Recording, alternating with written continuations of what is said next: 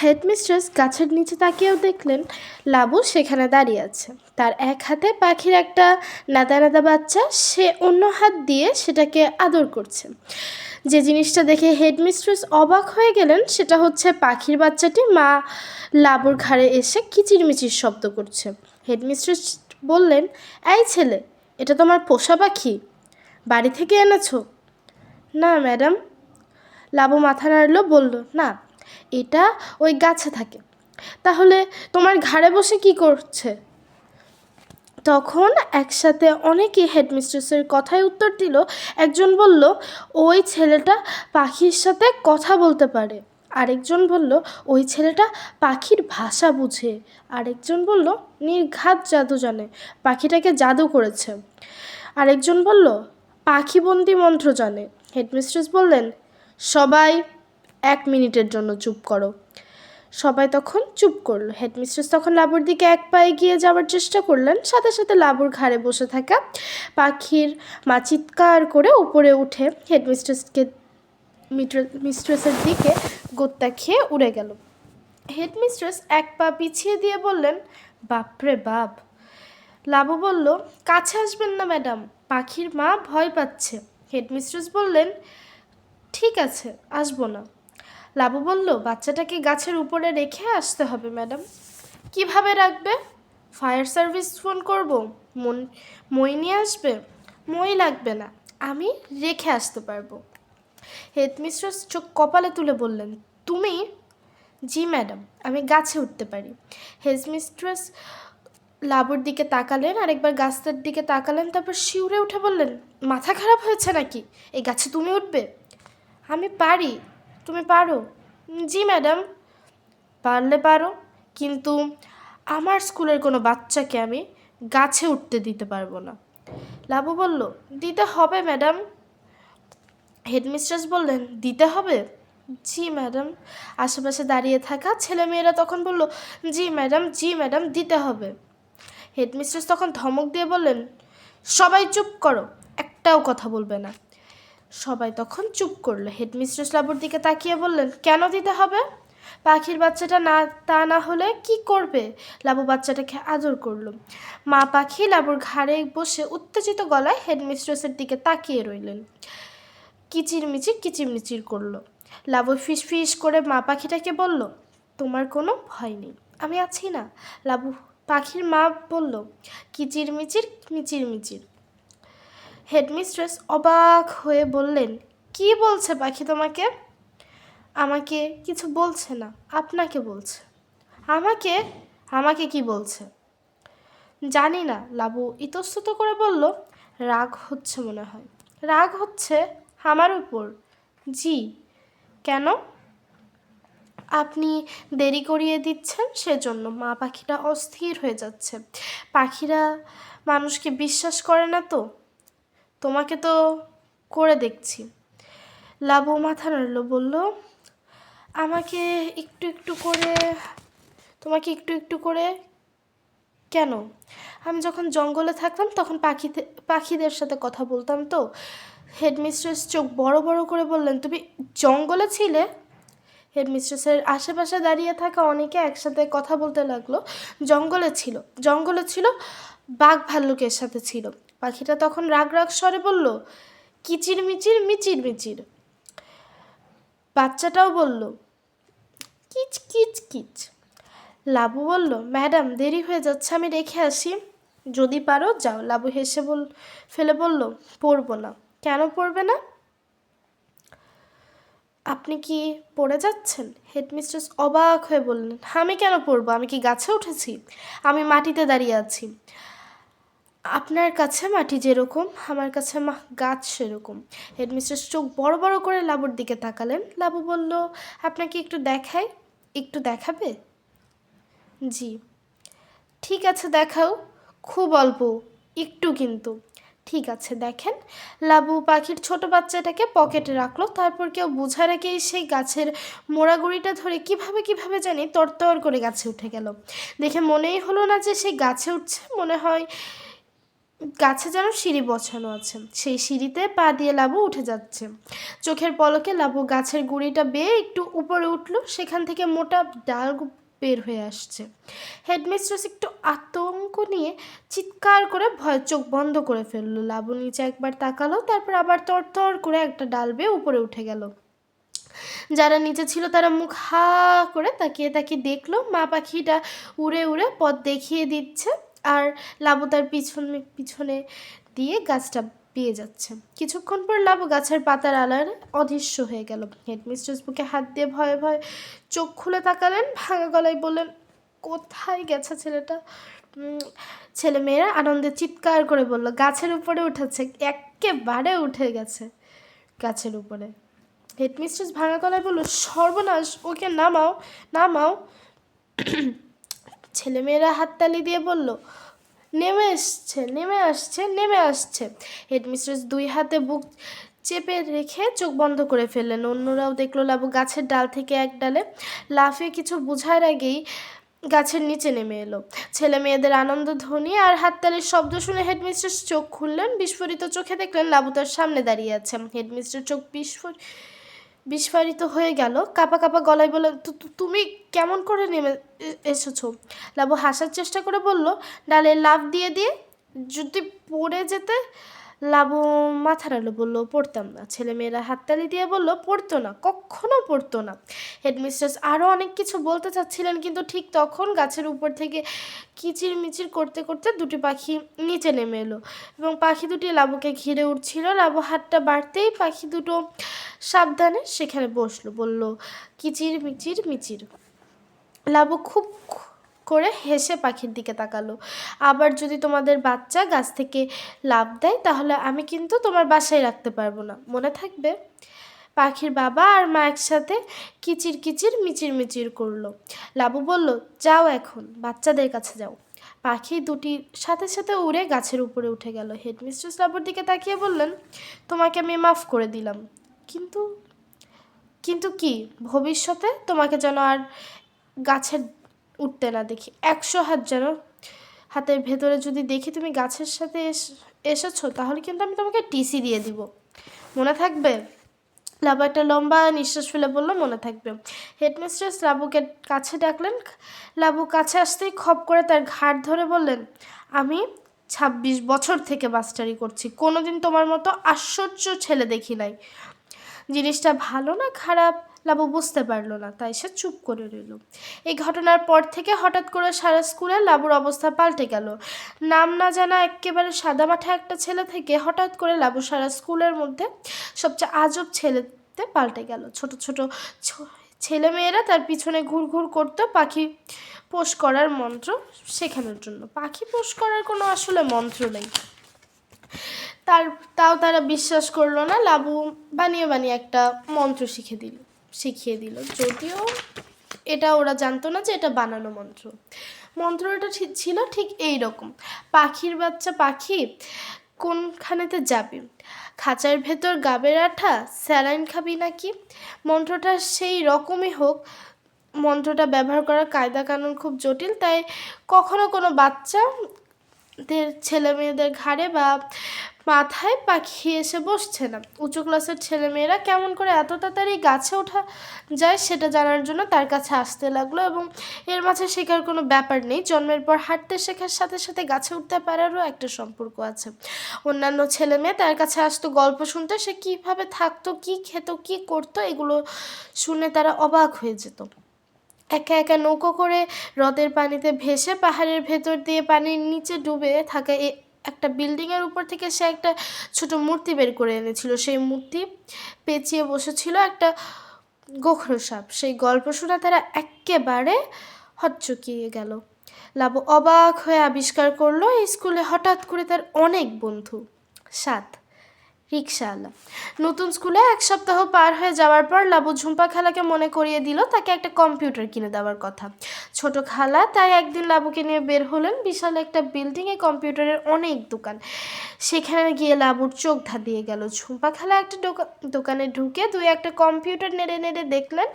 একজন মাঝবয়সী মানুষ এসে জিজ্ঞেস করলো, কী ধরনের কম্পিউটার খুঁজছেন? ঝুম্পা খালা বলল, আমার জন্য না।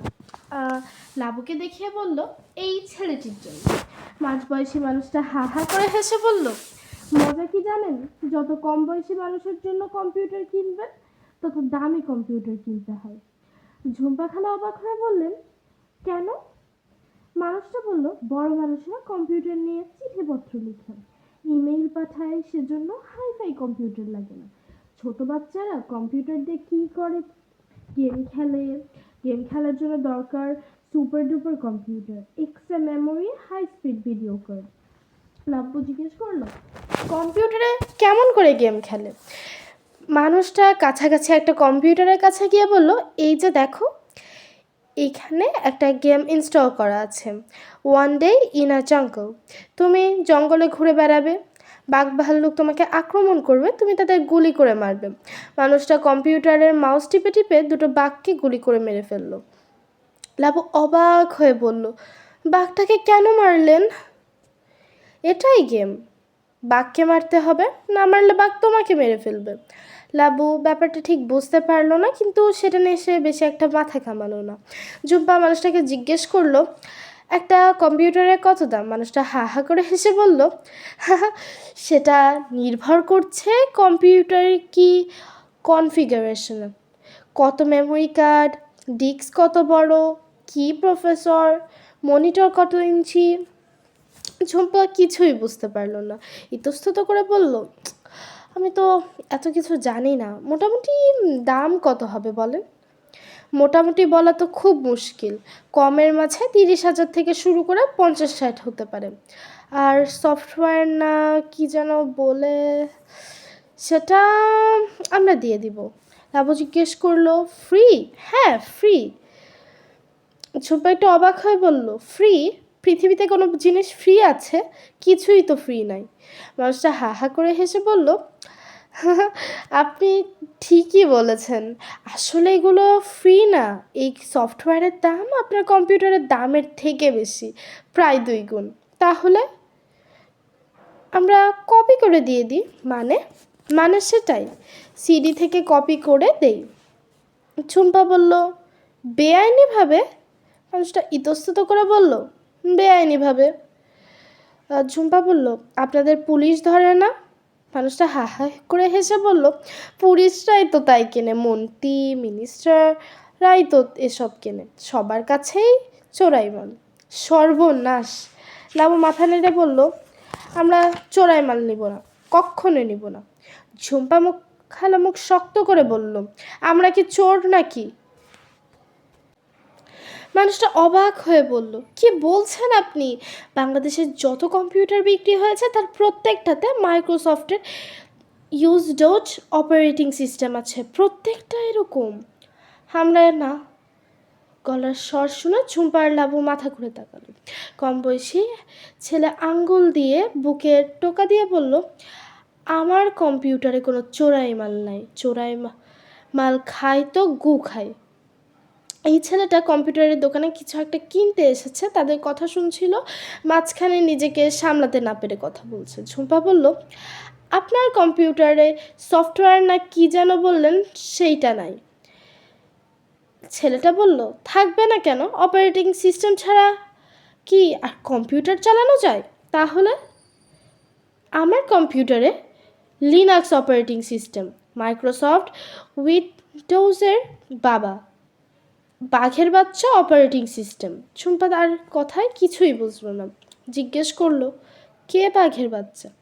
আমার অপারেটিং সিস্টেম। কোথা থেকে কিনেছেন? কিনি না, এটা ফ্রি, সত্যিকারের ফ্রি, পৃথিবীর সবাই মিলে তৈরি করেছে, একেবারে ফাটাফাটি জিনিস। মাইক্রোসফটের এখন বদনা নিয়ে দৌড়াদৌড়ি শুরু হয়ে গেছে, বলে ছেলেটা হেঁটে অন্যদিকে চলে গেল। রাবু জিজ্ঞেস করলো, ঝুম্পা খালা, বদনা নিয়ে দৌড় দিয়েছে মানে? যখন ডায়রিয়া হয় তখন বদনা নিয়ে একটু পরপর বাথরুমে যেতে হয়। ও, দৃশ্যটা কল্পনা করে লাবু খিক খিক করে হেসে ফেললো। কম্পিউটারের দোকানের মানুষটা বললেন, নেবেন একটা কম্পিউটার? একটু খোঁজ খবর নিয়ে নিই, চোরাই মাল কিনে পরে কোনো যদি বিপদে পড়ি, এর থেকে বাঘের বাচ্চাই ভালো। কি বলিস লাবু? লাবু মাথা নাড়লো, বলল, হ্যাঁ বাঘের বাচ্চা কিনবো? লাবু হাত ধরে ঝুম্পা কম্পিউটারের দোকান থেকে বের হয়ে এলো। ঝুম্পা বলল, এই ছেলেটা কি কি বলেছে কিছু বুঝেছিস? না, আমিও বুঝি নাই। আমার এসব যন্ত্রপাতি ভালো লাগে না, তাই তোর উপর দায়িত্ব। কি? এই যে ছেলেটা কি বুঝেছে সেটা খোঁজ নিবি, তারপর সেটা দিয়ে আমরা কম্পিউটার কিনবো। লাবু ভয় ভয় বলল, আমার খোঁজ নিতে হবে? হ্যাঁ, তা না হলে কে খোঁজ নেবে? আমি কোথা থেকে খোঁজ নিব? আমি কি জানি? ঝুম্পা কাঁধ ঝাঁকিয়ে বলল, কম্পিউটার খুব আজব জিনিস, এটা বড় মানুষেরা কষ্ট করে তৈরি করেছে বড় মানুষের জন্য, কিন্তু কোনো বড় মানুষ সেটা আর কিছুই বোঝে না। এটা শুধু বোঝে ছোট বাচ্চারা। তারা কম্পিউটার খুলে ফেলতে পারে, লাগিয়ে ফেলতে পারে, সফটওয়্যার ভরতে পারে, খালি করতে পারে। সত্যি? হ্যাঁ। তোর 1 নম্বর দায়িত্ব হচ্ছে কীরকম কম্পিউটার কিনবি তার খোঁজ নেওয়া। ঠিক আছে। 2 নম্বর দায়িত্ব হচ্ছে দোকানে গিয়ে কেনাকাটা করা। তোকে এই জিনিসটা শিখতে হবে। ঠিক আছে ঝুম্পা খালা। আর আরও একটা জিনিস তোর শিখতে হবে। কি ঝুম্পা খালা? রাস্তা দিয়ে হাঁটা। ঢাকা শহর সারা পৃথিবীর মাঝে সবচেয়ে ভয়ঙ্কর জায়গা। আমার মনে হয় অ্যাক্সিডেন্টে সবচেয়ে বেশি মানুষ যে মারা যায় বাংলাদেশে, তাই তোর খুব সাবধানে হাঁটতে হবে। একটা গাড়ি কত তাড়াতাড়ি তোর কাছে আসবে সেটা তোর জানতে হবে। কথা নয় বার্তা নয়, রিক্সা কীভাবে গায়ের উপরে চলে যাবে সেটাও তোকে জানতে হবে। অনেক গাড়ির মাঝখানে তুই কীভাবে পার হবি সেটাও তোকে জানতে হবে। রাস্তা দিয়ে হুশহাস শব্দ করে গাড়ি বের হয়ে যাচ্ছে, সেগুলোর দিকে তাকিয়ে দেখে লাবু একটা নিঃশ্বাস ফেলে বলল, আমি মনে হয় কোনো দিন এটা শিখতে পারবো না। শেখার জন্য কোনো তাড়াহুড়ো নেই, ধীরে ধীরে শিখবি। শুরু করবি রিক্সা দিয়ে, কালকে তুই রিক্সা করে আসবি। পারবি না? লাবু মাথা নাড়লো, বলল, পারবো। পরের দিন লাবু আবিষ্কার করলো কাজটা খুব সোজা না। স্কুল ছুটির পর সে যে রিক্সায় জিজ্ঞেস করলো, সে যেতে রাজি হয় না। শুধু যে যেতে রাজি হয় না তাই না, ভালো করে তার দিকে তাকায় না। লাবু খানিকক্ষণ চেষ্টা করে যখন প্রায় হাল ছেড়ে দিয়েছে, তখন কোথা থেকে মিলিয়ে এসে হাজির। লাবুকে জিজ্ঞেস করলো, এই তুই বোকার মতো দাঁড়িয়ে আছিস কেন? একটাও রিক্সা পাচ্ছি না, একটা রিক্সা ভাড়া করার চেষ্টা করছি। ও মা, এখন তুই রিক্সা পাবি কোথা থেকে? এখন রিক্সা বদলির সময়, জানিস না? রিক্সা বদলি? হ্যাঁ, এই সময় সব রিক্সাওয়ালারা তাদের রিক্সা জমা দেয়, তখন আরেকজন রিক্সাওয়ালা সেই রিক্সা ভাড়া নেয়। সেজন্যে এই সময় তুই প্লেন কিংবা ট্রাক পেয়ে যাবি, কিন্তু রিক্সা পাবি না। সত্যি? মিলি খুব মুখ গম্ভীর করে বলল, খুব চেষ্টা করলে এক আধটা পেয়ে যেতে পারিস, কিন্তু তার জন্যে অনেক চেষ্টা করতে হবে। কীরকম চেষ্টা করতে হবে? খুব কাচুমাচু হয়ে কান্না কান্না ভাব করতে হবে। এই যে এরকম বলে মিলি চোখে মুখে একটা কান্না কান্না ভাব এনে লাবুকে দেখালো। লাবু মাথা নাড়লো, বলল, আমি পারবো না। ঠিক আছে, আমি তোর জন্য চেষ্টা করে দেখি, বলে মিলি কান্না কান্না মুখে রাস্তার পাশে দাঁড়িয়ে রইল। প্রথম 2টা রিক্সা মিলির দিকে তাকালোও না পর্যন্ত। তৃতীয় রিক্সাওয়ালা মিলির দিকে তাকালো, কিন্তু থামলো না। এরপরে রিক্সাওয়ালা মাঝামাঝি একটু দয়া আছে, তখন মিলি খুব অনুনয় করে বলল, যাবেন প্লিজ আমাদের নিয়ে? রিক্সাওয়ালা মানুষটা বলল, বদলির সময় এখন তো প্যাসেঞ্জার নিতে পারবো না। মিলি বলল, প্লিজ প্লিজ নিয়ে যান আমাদের, আর কোনো দিন বলবো না। মানুষটা ফিক ফিক করে হেসে বলল, দেরি করার উপায় নাই গো, মালিক ফট করে ফাইন দিয়ে দেয়। তাহলে আমরা কেমন করে যাব?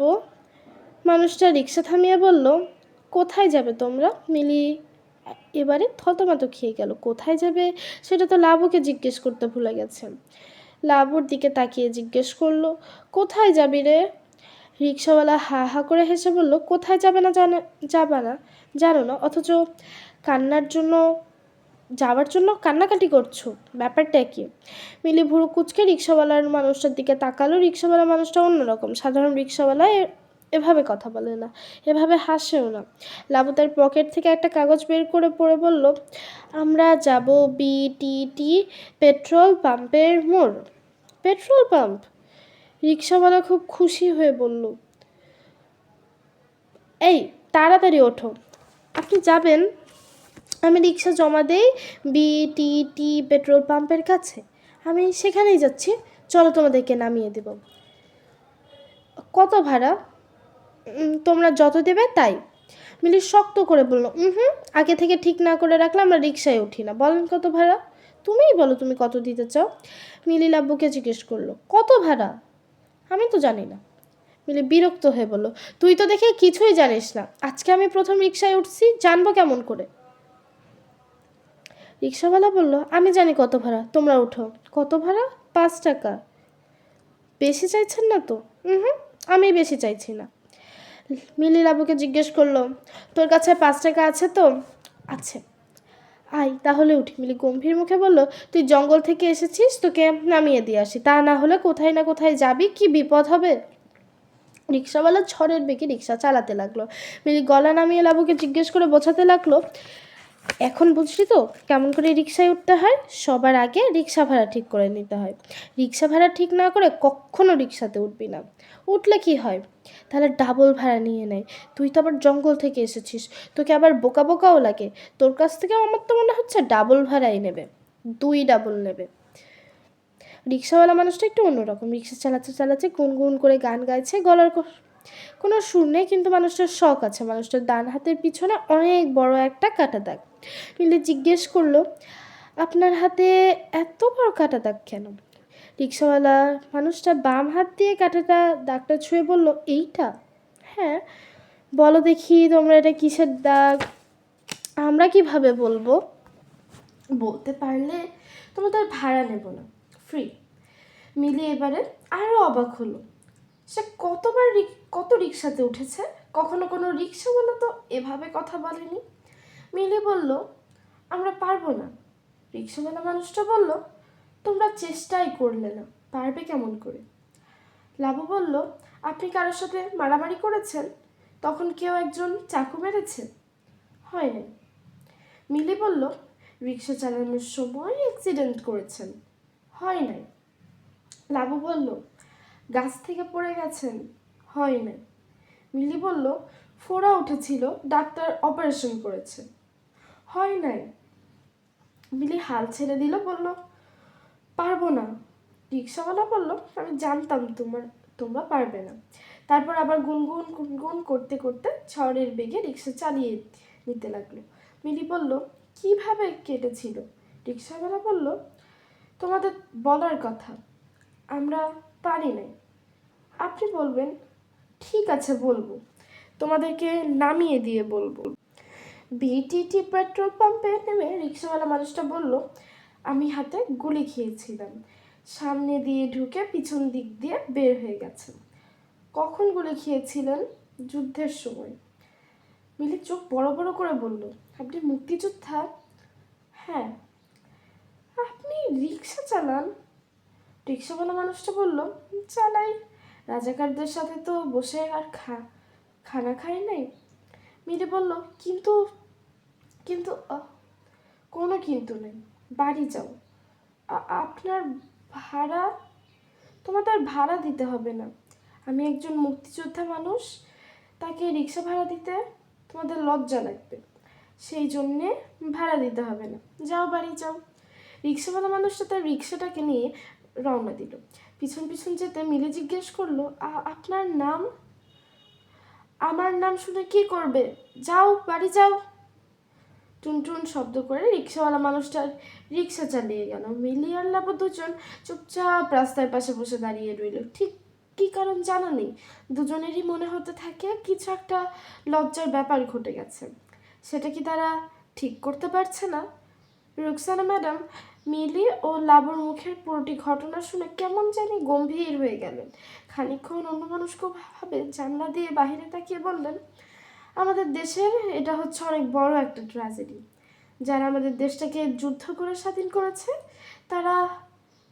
তাদের আমরা দেখে শুনে রাখি না, আর আমরা অনেক সময় তাদের অনেক কষ্ট দিয়েছি, অসম্মান করেছি। লাবু বলল, কেন দেই নাই? রুকসানা ম্যাডাম বললেন, উত্তরটা কেউ ভালো করে জানে না, যদি কোনো দিন জানি তোমাদেরকে বলবো। রুকসানা ম্যাডাম একটা নিঃশ্বাস ফেলে বলেন, তোমাদেরকে বলে রাখি, মুক্তিযুদ্ধ তো অনেক দিন হলো হওয়া। কোনো দিন তোমাদের সাথে কোনো মুক্তিযোদ্ধার দেখা হয় তাহলে তাকে খুব সম্মান করবে, সবসময় তাদের হাত ধরে বলবে থ্যাংক ইউ। আমাদের থাকার জন্য এই দেশটা এনে দিয়েছেন, সেজন্য অনেক থ্যাংক ইউ। মনে থাকবে তো? মিলি বলল, কিন্তু আমরা তো সেটা বলি নাই।